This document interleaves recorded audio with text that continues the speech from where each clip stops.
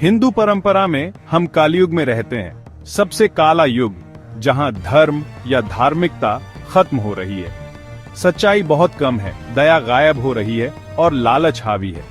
शासक लोगों का शोषण करते हैं, बुराईमानों का मजाक उड़ाया जाता है और हर तरफ अराजकता है। ये सिर्फ समाज का पतन नहीं है, यह एक आध्यात्मिक संकट है। जब दुनिया अधर्म से भर जाती है तो भगवान को बीच में आना पड़ता है। यही एक अवतार का काम है, संतुलन वापस लाने के लिए भगवान का धरती पर आना। भगवान विष्णु जो दुनिया को चलाते हैं, वादा करते हैं कि जब भी अंधेरा छाएगा वे वापस आएंगे। अवतार एक उम्मीद है, यह याद दिलाता है कि रोशनी वापस जरूर आएगी, चाहे अंधेरा कितना भी गहरा क्यों न हो। कलयुग में एक अवतार की जरूरत बहुत ज्यादा है। बुराई अंदर और बाहर दोनों जगह फैली हुई है। विष्णु पुराण जैसे धर्मग्रंथ एक ऐसी दुनिया के बारे में बताते हैं जहां लोग सिर्फ पैसे के पीछे भागते हैं, जहां याददाश्त कमजोर हो जाती है और अच्छाई भूल जाते हैं। ऐसे समय में सिर्फ एक बड़ी शक्ति ही इस चक्र को बदल सकती है। कल्कि का आगमन, आखिरी अवतार, जिसके बारे में कहा जाता है कि वह अंधेरे के युग को खत्म करेगा। कल्कि एक नरम स्वभाव के गुरु नहीं, बल्कि एक दिव्य योद्धा है जो अधर्म को मिटाने के लिए आते हैं। उनका आना कलयुग के अंत और सच्चाई के एक नए युग की शुरुआत का निशान है। कल्कि ईश्वरीय न्याय का सबसे बड़ा वादा है। कल्कि की कहानी दशावतार का चरमोत्कर्ष है, विष्णु के 10 अवतार। हर अवतार संकट के समय व्यवस्था बहाल करने के लिए आता है। मत्स्य अवतार मछली के रूप में बाढ़ से जीवन को बचाने से लेकर कूर्म अवतार कछुए के रूप में ब्रह्मांडीय प्रयासों में मदद करने तक, और वराह अवतार सुअर के रूप में पृथ्वी को अराजकता से बचाने तक। नरसिंह आधा इंसान आधा शेर अहंकार को नष्ट करते हैं। वामन बौने के रूप में महत्वाकांक्षा को विनम्र बनाते हैं। परशुराम दुनिया को भ्रष्ट शासकों से मुक्त करते हैं। राम एक आदर्श राजा का उदाहरण है। कृष्ण ज्ञान के साथ मानवता का मार्गदर्शन करते हैं। बलराम और बुद्ध कुछ परंपराओं में आगे संतुलन बहाल करते हैं। हर अवतार अगले के लिए मंच तैयार करता है, जिसका अंत कल्कि में होता है। कल्कि अंतिम कार्य है, अंतिम उद्धारकर्ता। अवतारों का चक्र एक दिव्य पैटर्न है जो हमेशा दुनिया को संतुलन में वापस लाता है। पुराणों में कल्कि के आगमन का सजीव वर्णन किया गया है। उनका जन्म शंभल में होगा, एक ऐसा गांव जो बची हुई धार्मिकता का प्रतीक है। उनके माता पिता विष्णुएश और सुमति जो कुलीन और गुणी होंगे। कल्कि का अर्थ है अंधेरे का नाश करने वाला। उनका मिशन स्पष्ट है, वह एक तेजस्वी युवा योद्धा के रूप में प्रकट होते हैं, न कि एक सौम्य गुरु के रूप में। दिव्य सफेद घोड़े देवदत्त पर सवार होकर वह शिव से मिली एक चमकती तलवार चलाते हैं। यह तलवार विजय के लिए नहीं, बल्कि शुद्धिकरण के लिए है। खगोलीय संकेत, सूर्य, चंद्रमा और बृहस्पति का एक साथ आना उनके जन्म की घोषणा करेंगे। उनका आगमन ब्रह्मांड को हिला देगा, जो अंतिम टकराव का संकेत देगा।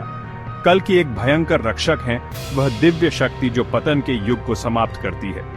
उनकी कहानी एक चेतावनी और एक वादा दोनों है। न्याय की जीत होगी। धर्मियों के लिए कल्कि आशा है, दुष्टों के लिए एक हिसाब किताब।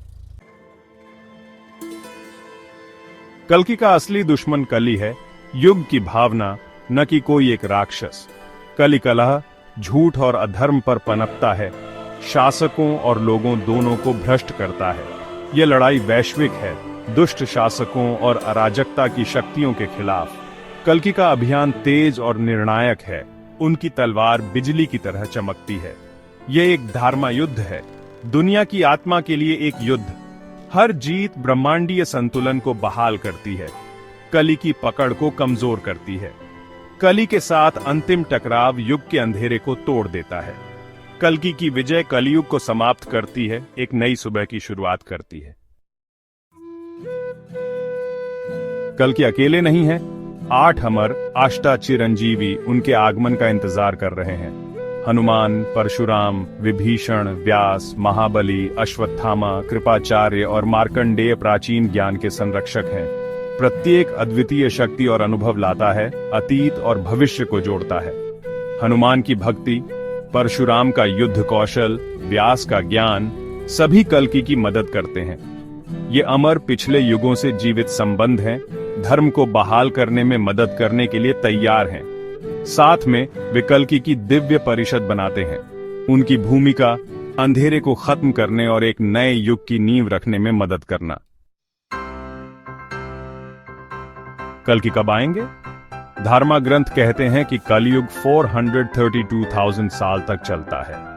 हम अभी केवल कुछ हजार साल ही हुए हैं। कुछ का मानना है कि समय सीमा प्रतीकात्मक है, शाब्दिक नहीं। कल्कि का आगमन केवल समय से नहीं, बल्कि अधर्म की तीव्रता से भी शुरू हो सकता है। धर्मा ग्रंथ स्पष्ट संकेत बताते हैं। शासक डाकू जैसे होंगे, सद्गुण खो जाएंगे, परंपरा टूट जाएगी। कल्कि तब प्रकट होते हैं जब समाज अपने सबसे निचले बिंदु पर पहुंच जाता है। भविष्यवाणी तारीखों के बारे में कम, स्थितियों के बारे में ज्यादा है। ये एक चेतावनी और एक उम्मीद है। अंधेरे में भी धर्म को थामे रहो। कल्कि की कहानी सिर्फ दुनिया के भविष्य के बारे में नहीं है, यह हमारे आंतरिक जीवन के बारे में है। कल्कि और कल्ली के बीच की लड़ाई हर दिन हम में से हर एक के अंदर होती है। कलयुग मन की एक स्थिति है। कली हमारा अपना आंतरिक अंधेरा है। कल्कि हमारी धार्मिकता की क्षमता है, हमारे अंदर का योद्धा। सच्चाई, करुणा और आत्मनियंत्रण के लिए हर चुनाव इस आंतरिक युद्ध में एक जीत है। दुनिया तब बदलती है जब पर्याप्त लोग अपने अंदर के कल्कि को जगाते हैं। अवतारों की कहानियां हमारी अपनी यात्रा के लिए मार्गदर्शक हैं। किसी उद्धारकर्ता का इंतजार मत करो, अपने जीवन में रोशनी के योद्धा बनो। अपने व्यक्तिगत अंधेरे से लड़कर हम दुनिया में धर्म को बहाल करने में मदद करते हैं। चुनाव हमारा है और लड़ाई अभी है। अगर आपको यह वीडियो पसंद आया हो तो कृपया सब्सक्राइब करें और इसे अपने दोस्तों के साथ शेयर करें। आपका समर्थन हमें और भी प्रेरित करता है। धर्म की यह यात्रा मिलकर आगे बढ़ाएं।